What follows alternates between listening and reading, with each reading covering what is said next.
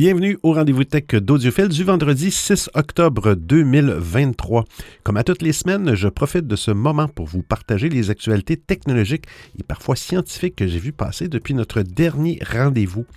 J'espère que vous avez eu une belle semaine. Je ne sais pas si vous êtes procuré le dernier iPhone 15 ou iPhone 15 Plus, Pro, Pro Max. Des petits pépins, on va en parler un petit peu plus tard dans l'émission. C'est normal, toutes les marques, normalement, au lancement, il peut y avoir des petites choses. En autant que ça soit réglable par mise à jour de logiciel, c'est pas un problème.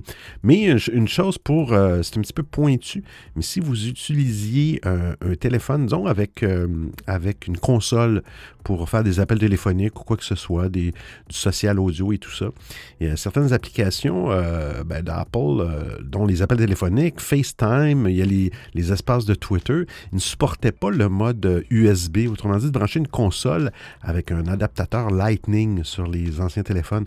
Mais il semble que c'est réglé avec le iPhone 15 qui est maintenant équipé d'un port USB-C. C'est possible de brancher directement une console et toutes les applications qui ne fonctionnaient pas avant fonctionnent très bien. Appel téléphonique, je l'ai dit, FaceTime, espace Twitter, Instagram Live, etc.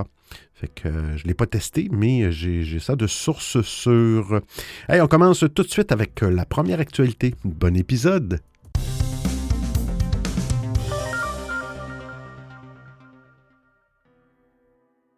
Windows 10 11, une mauvaise nouvelle si vous utilisez une clé Windows 7. Depuis l'échec de Windows Vista au milieu des années 2000, Microsoft a tâché de rendre les nouvelles versions de Windows moins chères pour tenter de résoudre son problème de fracture. Ainsi, Windows 7 était disponible à seulement 49,99 € lors de son lancement et la mise à jour vers Windows 8 était proposée à 15 €. Pour le lancement de Windows 10, Microsoft est allé encore plus loin. La firme voulait en faire la version ultime de Windows, celle sur laquelle l'ensemble de ses utilisateurs seraient. C'est pas mal le cas. Alors, elle a proposé la mise à jour vers Windows 10 gratuitement à tous les utilisateurs de Windows 7 et Windows 8.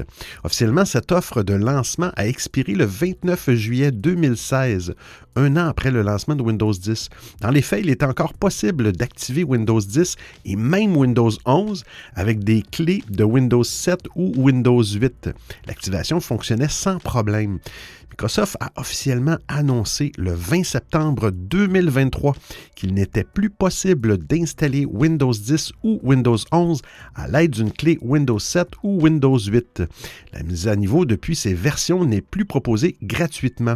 La firme précise que la mise à jour de Windows 10 vers Windows 11 reste, elle, parfaitement gratuite et encouragée. Bien sûr, si vous avez le bon équipement.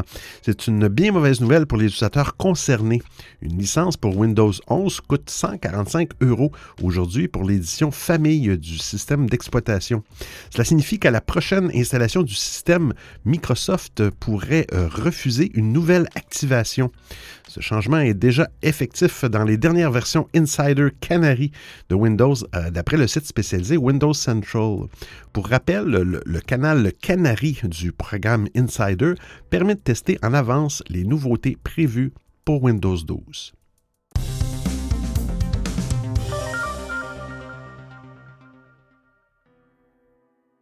iPhone 15 Pro, des performances réduites pour régler le souci de surchauffe. Disponible depuis une quinzaine de jours maintenant. Ça passe vite. La nouvelle gamme iPhone 15 continue encore et toujours de faire parler d'elle, et pas toujours de manière positive. Récemment, on découvrait que les iPhone 15 équipés de la nouvelle puce A17 Pro, la première du genre à être gravée en 3 nanomètres, souffraient visiblement d'un problème de surchauffe.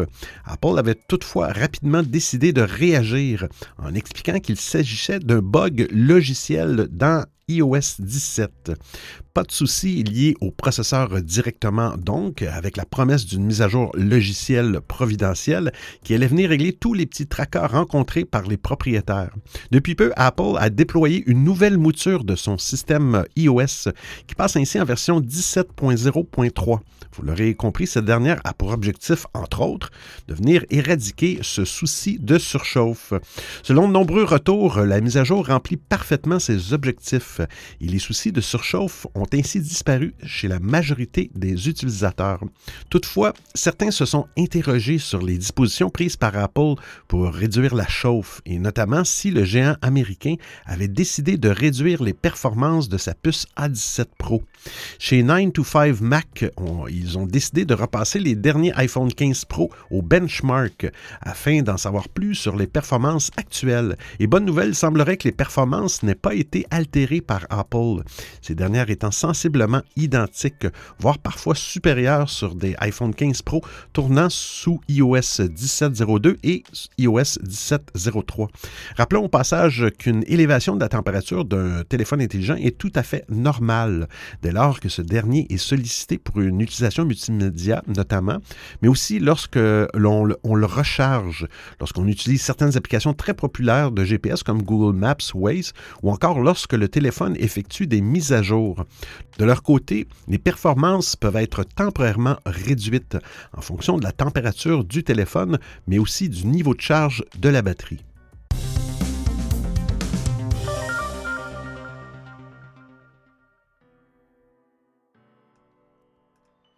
iPhone 15, un autre problème, c'est haut-parleurs intégrés grésillent.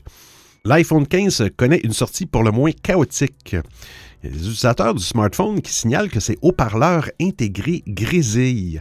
Peu importe que l'iPhone 15 Pro Max résiste bien à 100 chutes d'affilée sur le béton, dès lors qu'il dépasse 80% de volume dans certaines chansons ou vidéos, le son grésille et produit des craquements. Tous les modèles de la gamme iPhone 15 connaissent le même problème selon de nombreux retours.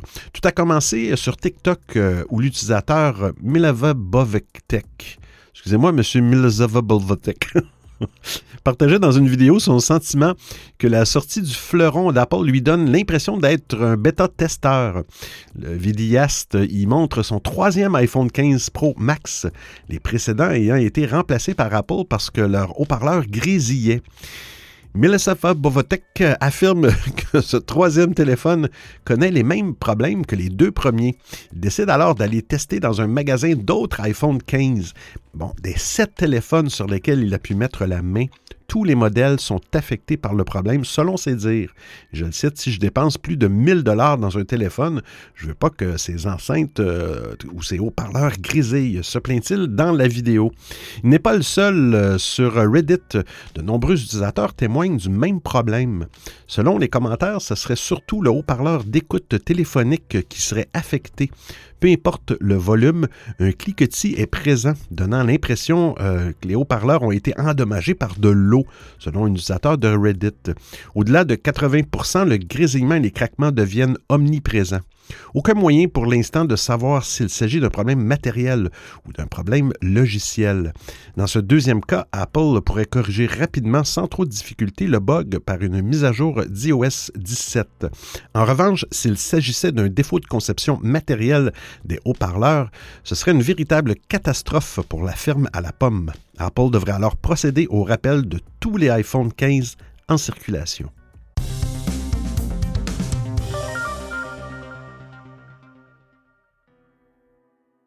Google paierait 10 milliards de dollars à Apple. Le procès US des États-Unis versus Google en dit beaucoup sur le moteur de recherche. Sa maison mère Alphabet est traînée en justice par le Department of Justice des États-Unis, car elle tiendrait une position injuste de monopole sur le marché de la recherche Internet. Hier, son PDG, Satya Nadella, est invité à témoigner devant les juges. En tant qu'unique opposant à la toute-puissance de Google sur le marché de la recherche Internet, Microsoft et son moteur Bing sont bien placés pour donner leur avis sur le monopole de la firme de Mountain View, notamment sur l'accord qui lie Apple et Alphabet pour faire de Google le moteur de recherche par défaut sur Safari et donc de l'iPhone. Selon les estimations du gouvernement américain, Google paierait chaque année Apple et les opérateurs de téléphonie mobile plus de 10 milliards de dollars $ pour rester le moteur de recherche par défaut sur leurs appareils. Une entente qui a permis à Google d'atteindre les 97% de parts de marché sur la recherche Internet selon le PDG de Microsoft. Je cite, « Vous vous levez le matin, vous vous brossez les dents et vous faites une recherche sur Google », déclarait Satya Nadella hier. Avec un tel niveau de formation d'habitude, le seul moyen de changer et de modifier les paramètres par défaut. Celui-ci affirme ainsi que cette entente fait injustement tort à son moteur de recherche Bing, en l'empêchant d'être utilisé sur les appareils Apple. L'éditeur de Windows a pourtant sorti le gros chéquier pour Bing. Le PDG affirme que Microsoft a dépensé plus de 100 milliards de dollars, notamment pour l'infuser à l'intelligence artificielle. Un investissement dont Apple profiterait puisque Bing est le seul concurrent de Mountain View. Je cite, « Pensez-vous que Google continuerait à payer Apple s'il n'y avait pas de concurrence dans le domaine de la recherche? Pourquoi le ferait-il? » demandait Satya Nadella à la Cour. La firme à la pomme réfute ces allégations. La semaine dernière, Eddie Q, responsable d'iTunes, expliquait devant les juges qu'Apple avait choisi Google comme moteur de recherche par défaut pour Safari parce que l'entreprise avait toujours pensé que c'était le meilleur moteur de recherche. Peu importe les milliards de dollars, pour le cadre d'Apple, il n'existe pas d'alternative valable. Eh ben.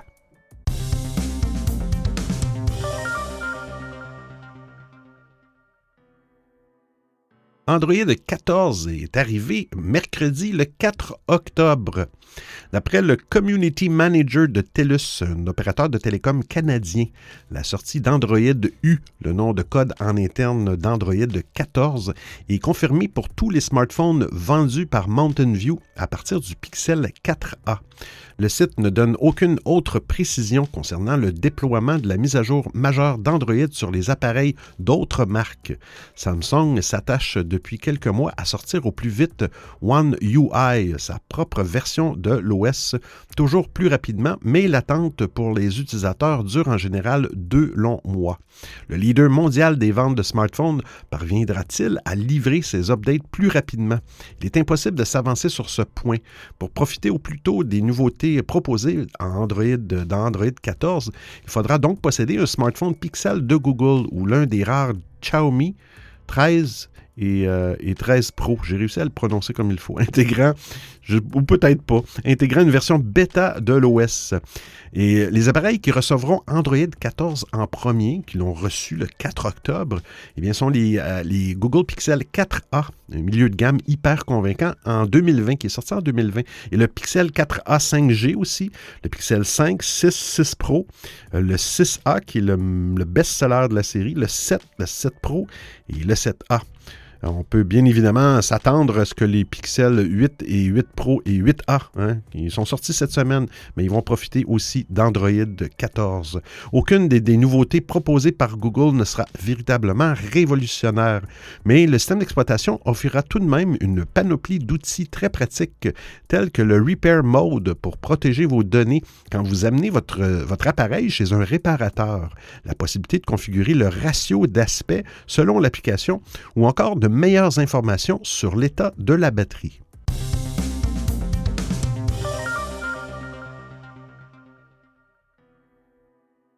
Samsung prépare un service de streaming de jeux vidéo. La rumeur court sur Twitter, sur X, anciennement Twitter bien sûr, selon laquelle Samsung se serait associé à des développeurs de jeux aux 4 coins du monde pour proposer un catalogue de titres jouables en streaming. Le service serait d'ores et déjà en phase de test en Amérique du Nord. Il pourrait être officialisé dans les prochains jours. La plateforme de cloud gaming serait réservée aux utilisateurs d'appareils Galaxy, un club pas si fermé puisqu'il compte pas loin d'1 milliard de membres dans le monde. Quand même. Comme tout bon service de streaming de jeux vidéo, ce Galaxy Cloud Gaming permettra aux possesseurs de smartphones Samsung de jouer en direct à des jeux vidéo à travers les serveurs de la compagnie. Se lancerait dans cette aventure inédite afin de créer une nouvelle source de revenus et au passage stimuler les ventes de téléphones intelligents un peu plus faiblardes en ce moment. Faiblard, je viens d'apprendre un mot. Avec ce nouveau service, il n'y aura nul besoin d'acheter de jeux, de souscrire à un abonnement ou même de posséder un téléphone dernier cri pour profiter des graphismes et des performances de premier plan. Si le service s'annonce gratuit, il n'est pas exclu que Samsung fasse payer pour jouer aux plus grosses licences. Et puisqu'on parle de titres, précisons qu'aucune information n'a encore filtré concernant les jeux qui seront inscrits au catalogue. Cela dit, étant donné l'énorme puissance financière de la compagnie, combinée à la perspective de toucher une énorme base d'utilisateurs et de payer des commissions bien inférieures à celles d'Apple et de Google, les éditeurs de jeux vidéo ne devraient pas trop hésiter à se joindre à l'aventure. D'après la source, en s'introduisant sur le marché du jeu vidéo en streaming, eh bien Samsung joue une grande part de son avenir. Ses dirigeants considèrent en effet qu'il sera difficile de survivre en ne vendant que des appareils et que 15 ans après l'ouverture du marché des téléphones intelligents, le potentiel de croissance a atteint ses limites.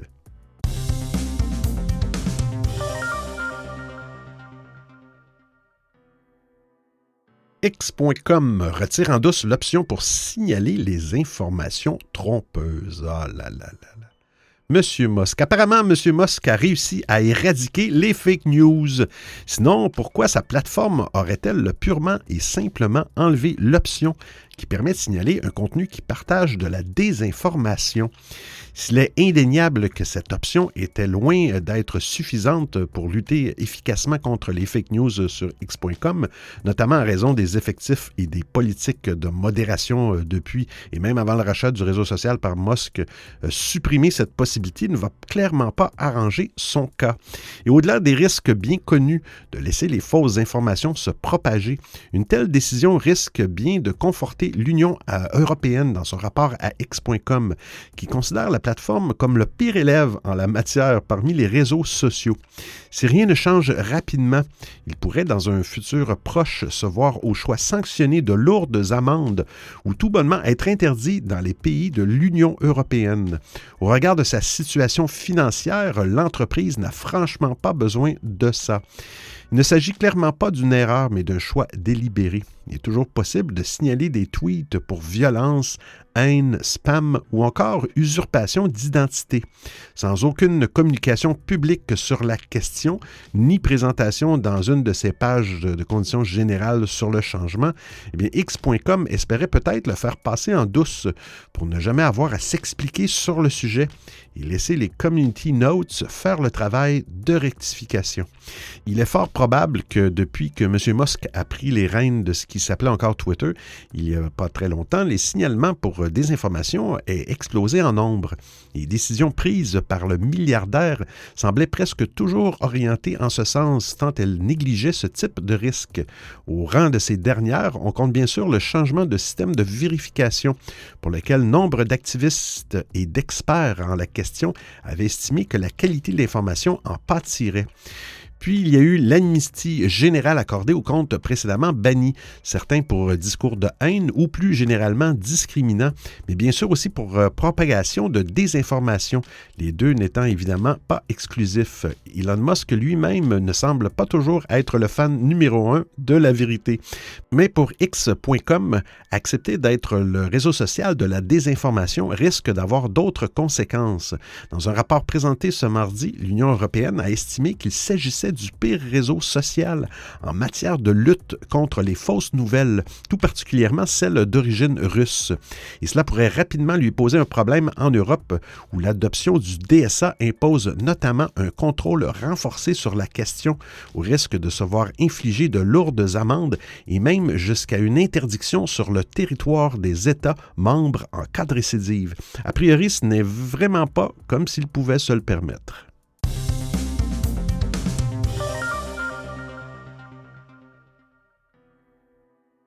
Meta a utilisé des publications d'utilisateurs de Facebook et d'Instagram. Je n'y crois pas. Bon, un peu de sérieux.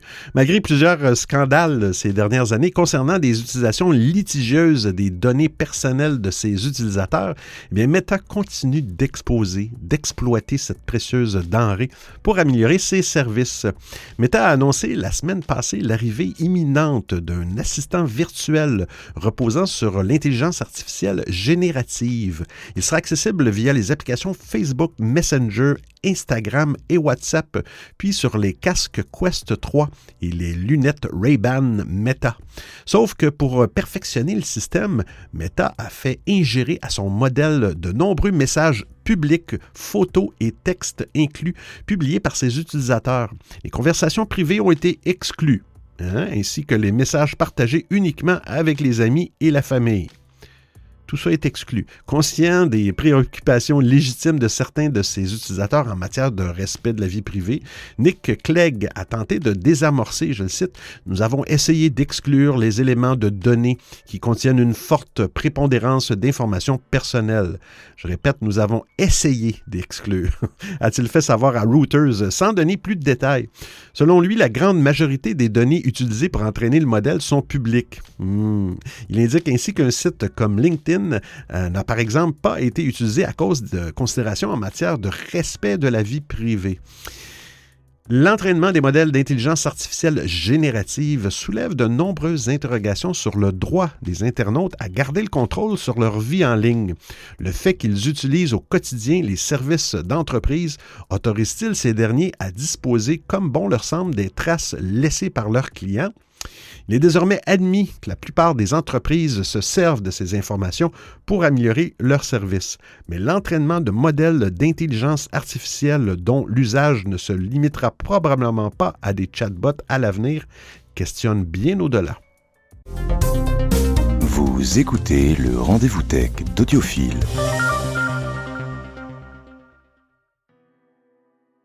Êtes-vous prêt à payer un abonnement Instagram et Facebook?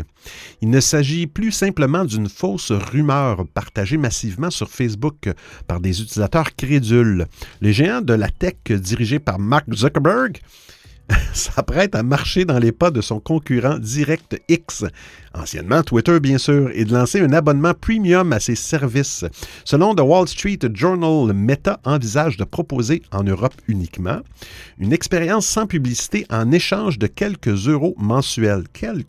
Sur ordinateur, la note s'élèverait à 10 euros par mois, contre 13 euros pour les mobiles à cause des commissions de Google et Apple. Il faudra compter 6 euros supplémentaires pour chaque compte lié, par exemple Facebook plus Instagram. La note pourrait ainsi être salée, près de 19 euros sur mobile, contre 16 euros par le biais d'un ordinateur. Pour l'heure, en dehors de l'absence de publicité, aucune fonctionnalité inédite n'a été annoncée. Il faut dire que dans ce cas précis, ce sont bien les revenus générés par ce domaine qui représentent le nerf de la guerre. Depuis la mise en place du Digital Services Act, la marge de manœuvre des géants de la tech tels que Meta s'est considérablement réduite lorsqu'il s'agit de proposer une expérience de publicité ciblée sur le vieux continent. Suite au vote de 2022, les grandes entreprises doivent se conformer aux exigences de l'Union européenne en matière de protection de données et de consentement numérique. Ainsi, l'entreprise doit impérativement proposer gratuitement à ses utilisateurs un système de recommandation de contenu non fondé sur le profilage en ligne. Comprenez qu'il ne repose pas sur vos données de navigation et donc vos préférences dans et en dehors des plateformes. Ainsi, la publicité devient moins rentable pour l'entreprise qui doit trouver de nouvelles manières de pérenniser son modèle économique. C'est là qu'intervient la mise en place d'un abonnement payant. Selon Reuters, l'entreprise aurait indiqué aux régulateurs européens avoir l'espoir de déployer ces formules appelées SNA pour Subscription No Ads, abonnement sans pub, dans les prochains mois. Des communications officielles sur le sujet devraient être partagées par l'entreprise au cours des prochaines semaines. Cette annonce confirme néanmoins un changement de paradigme pour le secteur des plateformes sociales. Longtemps accessibles gratuitement et pour tous, les offres du genre sont forcées de revoir leurs stratégies respectives. L'entreprise avait enregistré une baisse historique de ses revenus en 2022, diminution de 1% par rapport à 2021. C'était la première fois depuis son entrée en bourse en 2012.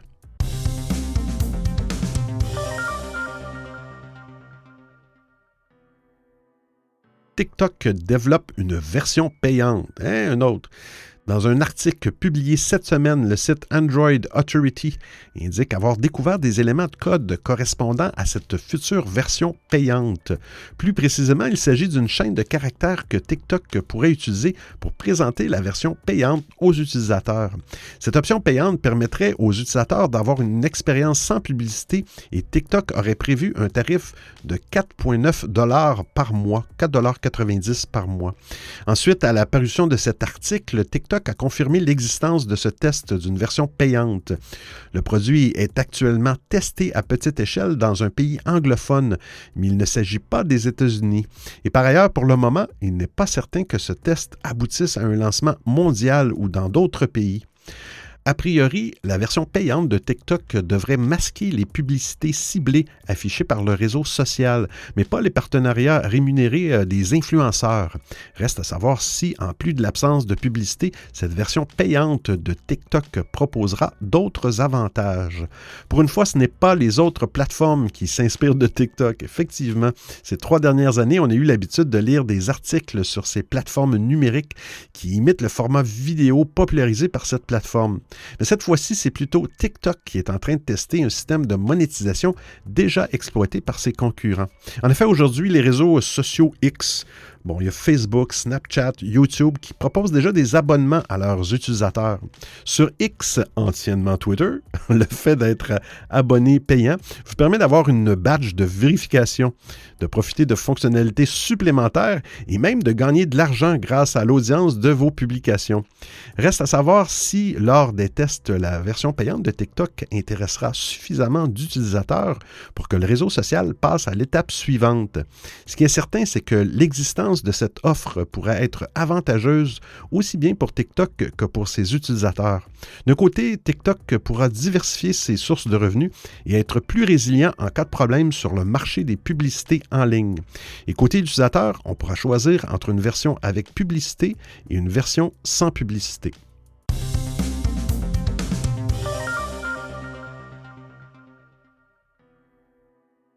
Disney+ met fin au partage de comptes. En août dernier, Bob Iger, le PDG de Disney, avait clairement annoncé la couleur au sujet de sa plateforme de streaming. Il disait, je le cite, « explorer les moyens de résoudre le problème du partage de comptes ». Un mois plus tard, le géant du divertissement passe à la vitesse supérieure au Canada, où ses abonnés ont reçu un courriel qui devrait faire parler. Ce dernier renvoie vers une page d'aide qui stipule, et je cite, « Vous ne pouvez pas partager votre abonnement en dehors de votre foyer ». Le terme « foyer » désigne l'ensemble des appareils associés à votre résidence personnelle principale et utilisés par les personnes qui y résident.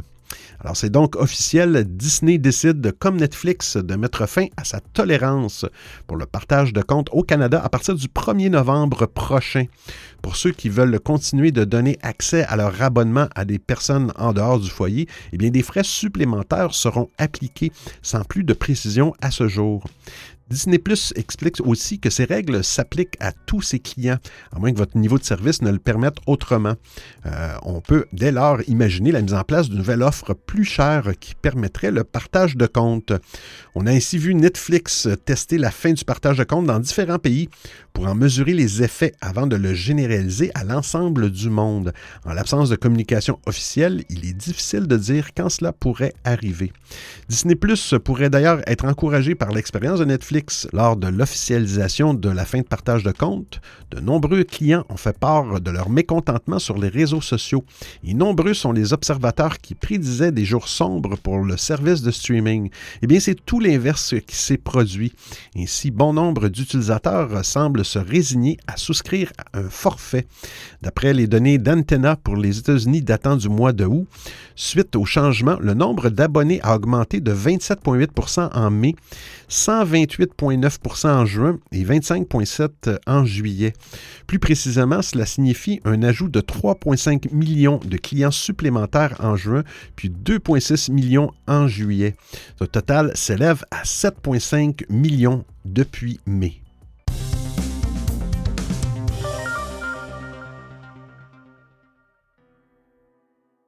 Et puis on parlait de Netflix, hein, ils vont encore augmenter leur prix. Et oui, cette information donnée par le Wall Street Journal qui s'appuie sur des sources proches du dossier.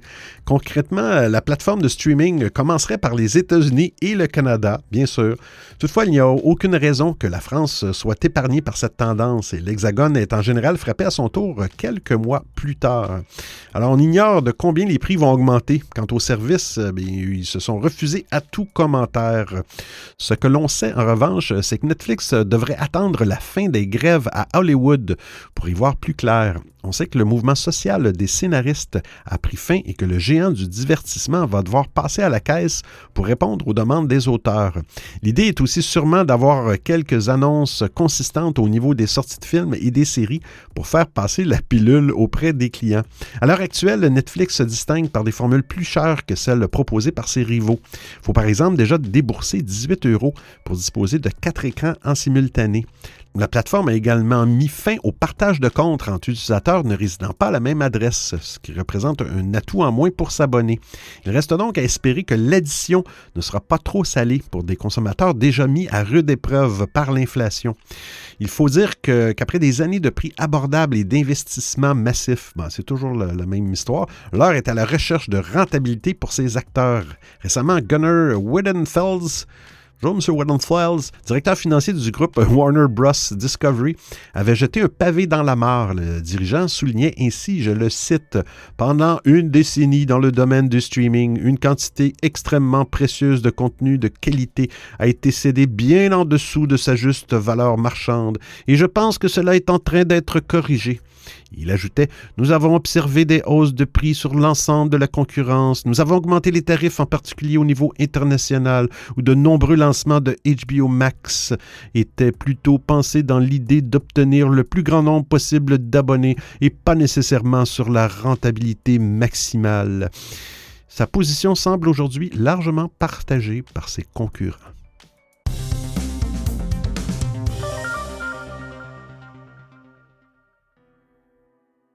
Alexa écoute les conversations.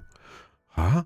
Pour faire entrer Alexa dans le nouveau monde de l'intelligence artificielle générative, Amazon a développé un grand modèle de langage, le LLM, baptisé le Alexa LLM. Grâce à ce modèle, l'assistant améliore ses capacités et est en mesure de personnaliser l'expérience utilisateur. Alexa peut ainsi se rappeler du contexte au fil des conversations, à l'instar des interactions humaines. Dave Limp, vice-président appareils et services chez Amazon, a expliqué que cette intégration la plus importante d'un grand modèle linguistique au sein d'un assistant permettra à Alexa de fournir des services en temps réel sur de nombreux types d'appareils. Alexa est également dotée de nouvelles fonctionnalités. Par exemple, la fonction Alexa discutons promet des conversations prolongées avec l'assistant sans avoir à répéter le mot d'activation. La fonction Visual ID permet aux utilisateurs d'activer Alexa simplement en faisant face à leur écran intelligent, là aussi sans prononcer de mots-clés. L'amélioration de l'intelligence artificielle d'Alexa soulève toutefois des questions sur la gestion des données. Amazon a indiqué que certaines interactions vocales des utilisateurs avec Alexa serviraient à former le modèle Alexa LLM. John Davison, directeur des litiges au Electronic Privacy Information Center, a ainsi mis en garde contre la volonté d'Amazon de conserver et d'exploiter des données vocales pour de brumeuses améliorations de produits.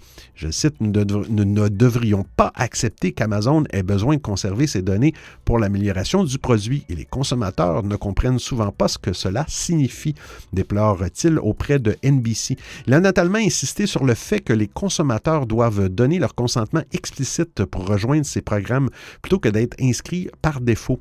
Amazon a beau assurer que les clients peuvent toujours accéder à des outils de contrôle de confidentialité, l'entreprise a déjà eu affaire avec des problèmes liés à la protection des données. En mai dernier, la FTC a accusé Amazon d'empêcher les parents de demander la suppression de données relatives à leurs enfants. L'agence a également accusé Amazon de mauvaise utilisation de données utilisateurs avec des tiers. Alors, l'usage des voix d'enfants pour former le modèle Alexa LLM pourrait avoir des conséquences fâcheuses, notamment en ce qui concerne les biais politiques, l'exactitude des faits et les comportements imprévus du modèle.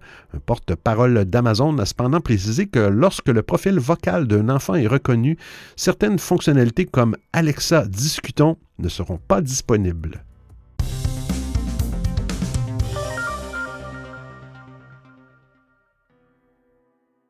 Shure, la compagnie de microphones et d'appareils audio, renouvelle son microphone iconique, le SM7B. Si vous avez déjà vu un streamer sur Twitch, vous avez sans doute déjà vu un microphone Shure SM7B. Ce microphone est l'un des plus emblématiques du monde du podcast et du streaming. Il faut dire qu'il est dynamique, il y a un connecteur XLR et il procure un son de grande qualité très plaisant à l'oreille. Vous l'avez certainement déjà aperçu devant la bouche d'un podcasteur ou d'un streamer. C'est une vraie référence et un achat par défaut pour de nombreuses personnes. Effectivement, c'est un microphone, vous allez voir, assez gros, tout noir. Seulement voilà, le Shure SM7B a un défaut assez connu. Il demande quasi obligatoirement un préampli pour fonctionner. Sinon, personne ne pourrait vous entendre tant que le volume d'enregistrement du microphone est faible. Souvent le cas avec des microphones dynamiques. La marque a décidé de prendre ce problème en considération et dévoile une copie améliorée, le Shure SM7DB. Avec un préampli intégré, Shure promet de proposer un gain supplémentaire de plus 18 dB ou plus 28 dB à la discrétion de l'utilisateur. Il est également possible de désactiver ce préampli si vous aviez déjà un circuit permettant de vous en passer. Le Shure SM7DB est disponible dès maintenant au prix conseillé de 599 €. Quand même 100 € de plus que l'ancien. C'est un tarif un peu élevé quand on pouvait obtenir très récemment un Shure SM7B pour seulement 350 € environ. Fait que donc, c'est quand même pas mal plus cher. Mais c'était sans compter le préampli acheté, effectivement, autour d'à peu près 150 €. Si vous souhaitez faire monter en gamme votre son sans passer par la connectique XLR que demande ce type de microphone, eh bien, vous pouvez jeter un œil sur le Shure MV7, plus accessible, moins dispendieux et simple à installer. De plus, il possède un port USB.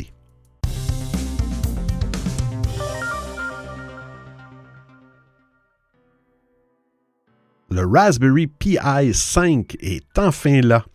Le Raspberry Pi 5 est une évolution majeure par rapport à son prédécesseur sorti il y a 4 ans. La fondation Raspberry Pi a mis les petits plats dans les grands avec une carte mère bien plus performante tout en restant abordable.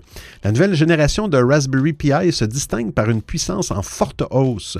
Le processeur de ce nouveau modèle, une puce BCM2712 de Broadcom, combine un CPU ARM Cortex A76 quadricœur de 64 bits cadencé à 2.5 GHz et gravé en 16 nanomètres avec 4 gigaoctets de mémoire.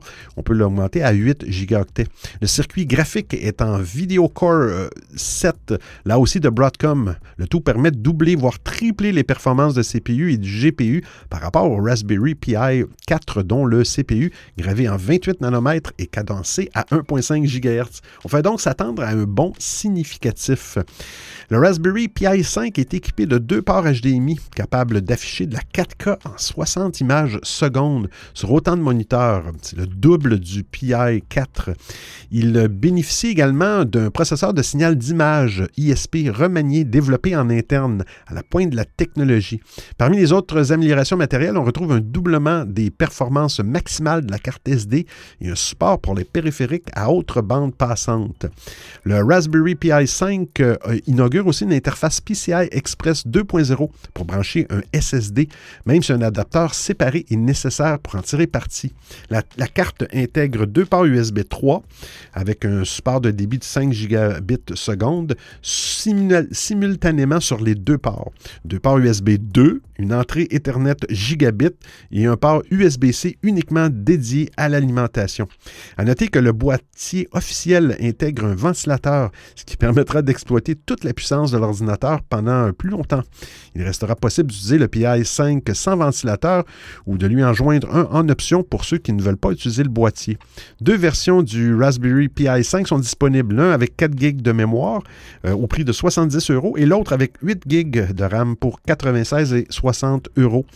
Elles seront en vente avant la fin octobre et devraient rester en production jusqu'en janvier 2035. Alors j'espère que vous appréciez le format et le contenu de l'émission. Si vous avez des suggestions d'actualité, des commentaires, vous voulez m'envoyer un message audio ou simplement me payer un café, eh bien c'est très simple. Vous trouverez tous les liens sur www.audiophile.com. Il y a même une section nommée Docu, le rendez-vous tech d'Audiophile intégral avec l'ensemble des références web ou liens URL. Et je vous remercie de m'avoir prêté vos oreilles pendant l'écoute de cet épisode. Alors, c'est terminé pour aujourd'hui. Que puis-je dire de plus, à part parler de la météo? Aujourd'hui au Québec, 30 degrés, plus l'humidex, complètement fou. Dans 3 jours, on va être à 10 degrés Celsius.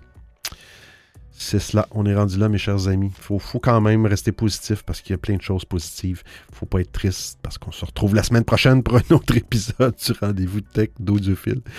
Je vous promets que je vais essayer peut-être de changer ma conclusion.